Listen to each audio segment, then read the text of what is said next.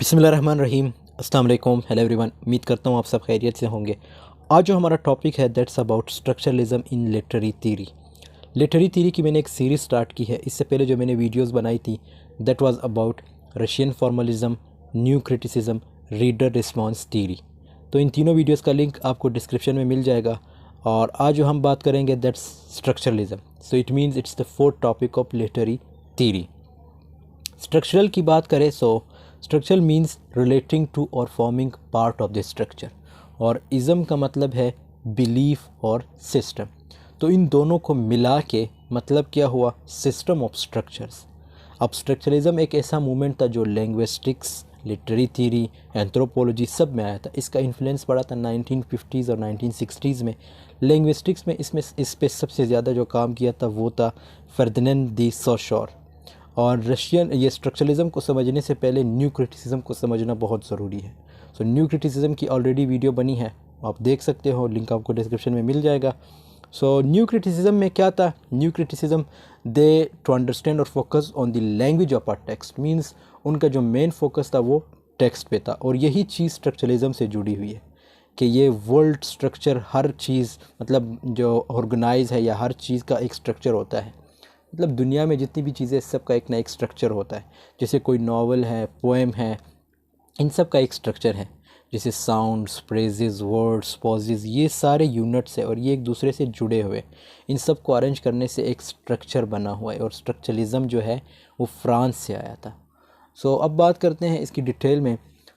A movement of thought in the humanities wide spread in anthropology, linguistics and literary theory. जैसे ये जो था humanities में भी फैला था, एंथ्रोपोलॉजी में, लिंग्विस्टिक्स में और लिटरेरी थ्योरी में। सो इसका जो इन्फ्लुएंस पड़ा था 1950s और 1960s के बीच में, based primarily on the linguistic theories of Ferdinand the Saussure. इस पर सबसे ज़्यादा काम फर्डिनेंड दी सोशोर, बहुत इंपॉर्टेंट नेम है, इसको ज़रूर याद रखिएगा। सो इसका सबसे अहम रोल है। Structuralism considered language as a system of science and signification. So structuralism में क्या हुआ कि इनका जो मेन फोकस था वो क्या था, साइंस और सिग्निफिकेशन पे। अब ये आगे हम देखेंगे on the elements of which are understandable only in relation to each other and to the system. In literary theory, structuralism challenge the believe that a work of literature reflected a given reality. Instead, a text was constituted of linguistic conventions and situated among other texts. तो इसमें ये बताया गया है कि जो reality है, means जो बिलीफ ऑफ रियलिटी, उसको चैलेंज किया गया था। इस तरह चैलेंज किया कि जैसे हिस्ट्री में देखा जाए तो मतलब ये ज़रूरी नहीं कि एक ही वर्ड है उसका मतलब एक ही रहेगा। मतलब वो वर्ड का जो है मतलब चेंज होता रहता है। जैसे अगर कोई वर्ड है फेयर, FAIR, तो फेयर वर्ड जो राइटर्स है उस वर्ड्स को जो है पोएम ब्यूटीफुल पर्सन के लिए यूज़ करते थे। लेकिन आजकल कौन सा वर्ड यूज़ होता है, आजकल जो है हैंडसम वर्ड यूज़ होता है, ब्यूटीफुल वर्ड यूज़ होता है, गॉर्जियस वर्ड यूज़ होता है, मार्वेलियस वर्ड यूज़ होता है, फेसम वर्ड यूज़ होता है। सो ये सारे वर्ड जो है यूज़ होते हैं। Structuralism and post-structuralism originated in France in the 1950s, and the impact of which created a crisis in English studies in the late 1970s and early 1980s. So structuralism और post structuralism, इन दोनों को, post structuralism पे तो मैं अगली एक video बनाऊंगा इस पे कि पोस्ट स्ट्रक्चरलिज्म है क्या। सो इन दोनों का जो इम्पैक्ट था, जो पड़ा था, वो किस तरह 1950 से लेके 1980s तक। Language and philosophy are the major concern of these two approaches. तो लैंग्वेज और फिलोसफी जो है ये अहम पॉइंट्स है इस फिलोसफी के, रादर देन हिस्ट्री और ऑथर। मतलब इसमें हिस्ट्री और ऑथर को ज़्यादा नहीं देखा जाता। Structuralism in its inchoate form can be found in the theories of early 20th century Swiss linguist Ferdinand de Saussure। तो ये इसके वर्क में ज़्यादा पाया जाता है। जैसे इसने एक वर्क लिखा था, course in general linguistics 1960s, और फिर इस वर्क को इंग्लिश में ट्रांसलेट किया गया था। उन्होंने ये वर्क पब्लिश नहीं कराया था बल्कि इनके कोलीग्स ने कराया था। जो भी उन्होंने अपने स्टूडेंट को पढ़ाया था उनके नोट से ये वर्क तैयार किया गया था। उन्होंने बताया कि किस तरह से टाइम के अकॉर्डिंग वर्ड्स का मतलब बदलता जाता है। एक वर्ड का अगर मतलब जो मतलब है, ज़रूरी नहीं कि हिस्ट्री में उसका मतलब वही रहेगा या वही रहा हो। जैसे अब मैंने पहले बताया था फेयर वर्ड है। अब फेयर वर्ड जो है, राइटर्स इस वर्ड को जो है ब्यूटीफुल पर्सन के लिए यूज़ करते थे, लेकिन आजकल कौन सा वर्ड यूज़ होता है, ब्यूटीफुल, हैंडसम, लव्स या मार्वेलस, अवेसम, ये वर्ड्स यूज़ किए जाते हैं। सो फर्दिनेंद दे सोशोर ने लैंग्वेज को फिर दो हिस्सों में भी डिवाइड किया था, ये आगे हम देखेंगे। So who moved from the then prevented historical and philosophical study of language, diachronic, वही हिस्ट्री की बात आ गई, to the study of structures, patterns and functions of language at a particular time. Synchronic मतलब वर्ड्स का जो है history में वो जो है उसका मतलब जो है बदलता रहता है, ज़रूरी नहीं कि उसका मतलब एक ही रहे। जैसे राइडर ने अगर फेयर वर्ड यूज़ किया है ब्यूटीफुल पर्सन के लिए, तो हम वो फेयर वर्ड तो आजकल यूज़ नहीं कर रहे, हम कौन सा वर्ड यूज़ कर रहे हैं, हैंडसम और beautiful word. Saussure's ideas of the linguistic science is a seminal concept in all structural and post-structural discourses. Saussure's theory of language emphasizes that meanings are arbitrary. अब इसमें जो है इसने क्या कहा था कि जो मीनिंग है वो आर्बिट्ररी है। अब आर्बिट्ररी से क्या मुराद है, और आर्बिट्ररी का मतलब है किसी भी वर्ड और उसके मीनिंग के बीच में जो रिलेशनशिप होती है उसको फर्दिनेंद दे सोशोर ने क्या बोला था, आर्बिट्ररी। किसी भी वर्ड और उसके मीनिंग के बीच में जो रिलेशनशिप होती है उसको सोशोर ने क्या बोला था, आर्बिट्ररी। और इसका मतलब ये है कि मन माना वर्ड्स तो हम टूल्स की तरह यूज़ कर, जैसे आर्बिट्ररी हो सकता है, जैसे जिसका मतलब है आर्बिट्ररी हो सकता है, जैसे कैट एक वर्ड है। अब इंग्लैंड में कैट जो है ऑब्वियसली एक वर्ड है, इंग्लैंड में तो इसको कैट बोला जाता है, लेकिन जैसे बिल्ली, अब लेकिन दूसरे लैंग्वेज में इसका मतलब आर्बिट्ररी हो सकता है। जैसे कई जगहों पे इसको बिल्ली बोला जाता है, तो इसका मतलब ये हुआ कि किसी भी लैंग्वेज में वर्ड्स जो है रियलिटी नहीं बताते, मतलब दूसरे वर्ड्स जो है वो डिफरेंट है, यही वर्ड्स का उनका मीनिंग से कोई कनेक्शन, रियल कनेक्शन नहीं है। और ये कनेक्शन तो ट्रांसलेशनल आता बन जाता है, मतलब जैसे पहले स्टार्ट में हमने बात की थी कि इसमें जो है रियलिटी पे बात की गई है कि रियलिटी में ऐसा कुछ भी नहीं होता, वर्ड्स जो हैं वो चेंज होते रहते हैं। लाइक कैट वर्ड है, अगर इंग्लैंड में इसको कैट बोला जाता है तो दूसरे लैंग्वेजेस में इसका मतलब डिफरेंट है। ज़रूरी नहीं है कि हम कैट वर्ड यूज़ करें, हम बिली वर्ड यूज़ करते हैं। And the other points like illustrated by the reference of 8.25 Geneva to Paris express in course in general linguistics, तो ये उसकी थोड़ी बहुत डिटेल बताई गई है। Shed Hut House mentions where the meaning of each is dependent upon its position in the chain and the dieds like male, female, day, night, ये वही बात की गई है कि एक दूसरे पे डिपेंडेंट होते हैं। where each unit can be defined only in terms of its opposite. Saussure theory establishes that human being or reality is not central, कि रियलिटी जो है और जो ह्यूमन बीइंग है ये सेंट्रल नहीं है, वो सेम टू सेम उसी तरह के जैसे एक वर्ड है रियलिटी में बेशक उसको जो है कैट बोला जाता है अगर इंग्लैंड में, तो लेकिन हकीकत में तो ये ज़रूरी नहीं कि उसको हम कैट ही बोलेंगे, हम उसे कोई वर्ड से भी बुला सकते, जैसे यहाँ पे जो वर्ड यूज़ होता है इसके लिए वो क्या है, बिल्ली। So it is language that constitutes the world. Saussure implied a number of binary oppositions in his lectures. अब बाइनरी अपोजिशन से क्या मुराद है, जैसे यहाँ पिछले स्लाइड में लिखा था डे एंड नाइट, ये बाइनरी है, मेल फीमेल, तो ये सब क्या है, ये बाइनरी अपोजिशन है। In this lectures an important one being speech writing, Saussure gives primacy to speech. अब यहाँ पे Saussure ने क्या किया था, जो ज़्यादा इम्पोर्टेंस किसको दी थी, वो स्पीच को दी थी, राइटिंग पे ज़्यादा फोकस नहीं की गई। As it guarantees subjectivity and presence, whereas writing, he asserted, denotes absence of the speaker as well as the signified. और यहाँ पे सिग्निफायर और सिग्निफाइड कभी देखते हैं। सिग्निफायर किसे कहते हैं, सिग्निफायर जो है हमारे पास वर्ड्स होते हैं और जो मीनिंग्स होते हैं उस वर्ड के वो क्या है, वो सिग्निफाइड है। जो वर्ड्स होते हैं वो क्या होते हैं, वो सिग्निफायर होते हैं, और जो उस वर्ड्स के मीनिंग्स होते हैं वो क्या है, सिग्निफाइड है। वर्ड जो है हमारी मदद करते हैं, एक साइन का काम करते हैं किसी चीज़ को, किसी ऑब्जेक्ट को समझने के लिए। वर्ड सिर्फ ट्रांसपोर्ट का काम करते हैं, जिसकी वजह से हमारे दिमाग में उन वर्ड्स की मदद से, मतलब जैसे कैट वर्ड की मदद से एक इमेज बनती है कि कैट ऐसी होती है। कभी भी वर्ड और उसके मीनिंग के बीच में जो रिलेशनशिप होती है उसको फिर Saussure ने क्या कहा था, आर्बिट्ररी।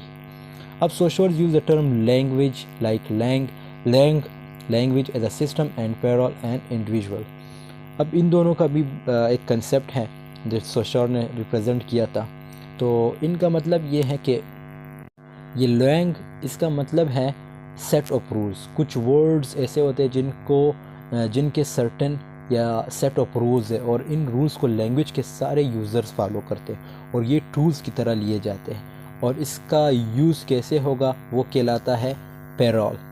पैरोल इसका मतलब है डे टू डे स्पीच में। डे टू डे स्पीच में हम वर्ड्स को अपने अपने हिसाब से पर्टिकुलर कंटेक्स्ट में यूज़ करते हैं। और सोशर ये भी बताते हैं कि वर्ड्स का मतलब दूसरे वर्ड्स के मतलब पे डिपेंड करता है। जैसे कि कैट, हमें पता है कि कैट क्या होती है, कैट कैट होती है, वो बैट और हेट नहीं है, मतलब वो कोई बल्ला या कोई बैट वगैरह है, कोई बॉल शॉल नहीं है। मीन्स जो लाइक सेम सेम है, लेकिन मतलब इसके जो अभी जैसे कैट बैट हैट तो ये सेम टू सेम है, लेकिन यहाँ पे फ़र्क सिर्फ जैसे बी का है, एच का है और सी का है। लेकिन बाकी के दो वर्ड्स का मतलब हमको पता है, वो है बैट और हैट का। हम इसके सिस्टम से मतलब वाकिफ़ है, तो हम लोग फ़र्क कर सकते हैं, हमारे कन्वर्सेशन समझने लायक बनती है। तो एक वर्ड का मीनिंग दूसरे वर्ड की मीनिंग पे डिपेंड करता है। और सोशर ये भी बताते हैं किसी भी वर्ड का मतलब नेचुरली क्रिएटेड नहीं होता, बल्कि उसका वो मतलब तब क्रिएट होता है जब उसे बार बार कन्वर्सेशन में यूज़ किया जाता है। बहुत सारे ऐसे बार बार जब कन्वर्सेशन में यूज़ करते हैं, जैसे कैट कैट, तो कैसे बनी, अब ये वर्ड बहुत सारे लोगों लंबे टाइम से जो है अपने कन्वर्सेशन में यूज़ करते आ रहे हैं, तभी इसका ये वर्ड पड़ा। अब पॉइंट्स कौन से हैं? Saussure structural linguistics propounded three related concepts. Saussure argued for a distinction between lingua, ये जो है अभी मैंने पूरी एक्सप्लेनेशन दी है कि जिसमें ये सिग्निफायर, lingua और पैरोल, ये सारी एक्सप्लेनेशन अभी मैंने आप लोगों को पिछले स्लाइड में दी। Because different languages have different words to refer to the same objects or concept, there is no instruct reason why a specific signifier is used to express a given concept or idea. It is thus arbitrary. तो same वही arbitrary का मतलब है। और जो एक word है, मतलब किसी भी वर्ड और उसके मीनिंग के बीच में जो रिलेशनशिप होती है, उसको जो फर्डिनेंड द सोशर ने क्या बोला था? Arbitrary. Signs gain their meaning from the relationships and contrast with other signs. As he wrote, in language there are only differences without positive terms. So इसमें अगेन साइंस की बात की गई है, जिसमें ये सिग्निफायर और सिग्निफाइड वर्ड्स का यूज़ किया जाता है। सिग्निफायर का क्या मतलब है? सिग्निफायर जो है वर्ड्स होते हैं, और जो इसके मीनिंग होते हैं वो क्या है? सिग्निफाइड होते हैं। Main characteristics of structuralism literary थी like focus on the underlying structure of a literary text. इसका जो मेन फोकस होता है वो लिटरेरी टेक्स्ट पे होता है, मतलब राइटर के बैकग्राउंड इन चीज़ों से इसका कोई ताल्लुक नहीं होता। A text meaning is in its part interrelationship, और जो टेक्स्ट का मीनिंग है वो बहुत इंपॉर्टेंट है, वो इंटर रिलेशनशिप है, एक पार्ट है उसका। बाइनरी अपोजिशंस आर की टू अंडरस्टैंड अ टेक्स्ट। अब यहाँ पे बाइनरी अपोजिशन का बहुत बड़ा मीन्स जिक्र किया गया है। बाइनरी अपोजिशन से क्या मुराद? जिसमें लाई जैसे light and darkness, they are binary opposite. इसी तरह male female, they are binary opposite. Means जिसके अपोजिट होते हैं उसको हम क्या कहते हैं? Binary opposite. इसी तरह the individuality and personality of the author are unimportant, what matters are deep structures. जैसे ये सेम टू सेम पहले पॉइंट से मिला कि जो पर्सनैलिटी है ऑथर की, या जो ऑथर है वो अनइम्पॉर्टेंट है। सबसे इम्पॉर्टेंट चीज़ क्या है? टेक्स्ट है। टेक्स्ट को डीप स्ट्रक्चर मीन्स उसको डीपली पढ़ा जाए समझने के लिए। Literary text are contracts like meaning does not come from inside the text, instead meaning comes from the relationship of each part of the text with other parts। तो इसमें फिर again वो टेक्स्ट की बात की गई कि इसके जो मीनिंग है वो दूसरे पार्ट से रिलेटेड होता है। Saussure's idea about linguistics can expedite in three ways. The first one is the imposed meaning of word is absurd and it keeps only on traditional faith. There is no relationship between a word and its meaning. For example, the meaning of the word hurt might not be what it traditionally implies. It would give another meaning. So it's absurd to chase a specific meaning fixed for a specific word. बिल्कुल वही बात की गई है जैसे हमने पहले बात की थी। कैट है, कैट का वर्ड जो है इंग्लैंड में ओबियसली बिल्ली को कहा जाता है, लेकिन यहाँ पे हम कैट वर्ड तो यूज़ नहीं करते। यहाँ पे हम कौन सा वर्ड यूज़ करते हैं? बिल्ली वर्ड यूज़ करते हैं। सो यहाँ पे इसने ये बताया है कि भाई जो वर्ड्स होते हैं उसके मीनिंग फिक्स नहीं होते, means they are different traditionally, means traditionally हम जो इसको इम्प्लाई करते हैं। Secondly, no word can be defined keeping it separate from its related words, like every word depends on its synonymous words for giving a meaningful idea. So word meanings depend on their systematic arrangements. For this, when we say the word mention, we make a comparison with its synonym words like house, palace, etc. Not only the synonyms but also the antonyms of a word help us to impose a meaning upon a word. As a result, the word man expresses such as meaning that the woman does not, as the day does not like the night. So all the words are knitted with their comparative and contrastive ideas. सो ये again वही binary opposition की बात की जा रही है कि जैसे बाइनरी में क्या होता है, बाइनरी अपोजिशन में अगर एक वर्ड लाइट है तो उसका क्या अपोजिट होगा, लाइट का अपोजिट है डार्क, इसी तरह मेल का अपोजिट है फीमेल। तो ये इन्हीं चीज़ों की बात की। और इसमें फिर हम ये भी देखते हैं सिनोनिम्स और एंटोनिम्स दोनों का जिक्र आता है, ज़रूरी नहीं कि सिर्फ अपोजिशन की बात की जाए, दोनों का जिक्र आता है। अभी आप एक वर्ड जो इसने ये मेंशन, तो ये क्या है, इसके जो अपोजिट वर्ड्स हैं या जो इसके सिनोनिम्स या एंटोनिम्स है वो क्या है, हाउस है, पैलेस है। Thirdly, the meaning of a word is always imposed on it by the human mind and ideas. It is never universal. कि इंसान जो है वो वर्ड्स को क्रिएट करते हैं, मीन्स किस तरह एक वर्ड को बार बार कन्वर्सेशन में यूज़ करते हैं और फिर वो वर्ड जो है उसकी एग्जिस्टेंस आती है, मतलब वो वजूद में आता है। वो जो है हमारे जब कन्वर्सेशन में बार बार यूज़ करते हैं तो उससे क्या होता है, वो वर्ड जो है हमारे माइंड में बैठ जाता है कि हमने ये वर्ड यूज़ करना है। For example, there is no impartial and real method of distinguishing two persons. One is terrorist and another is freedom fighter. They can be accepted by various persons with various ideas and evolution. So language is arbitrary and relational and constitute. So same, जैसे terrorist word है, किसी के लिए वो freedom fighter है, किसी के लिए वो terrorist है। So it means हम अपने mind में जो word या जो हमारे mind में create किया जाता है, that's important. So this was all about today's. I hope this video has been helpful for you. Thanks for watching. See you in the next video. Take care of yourself.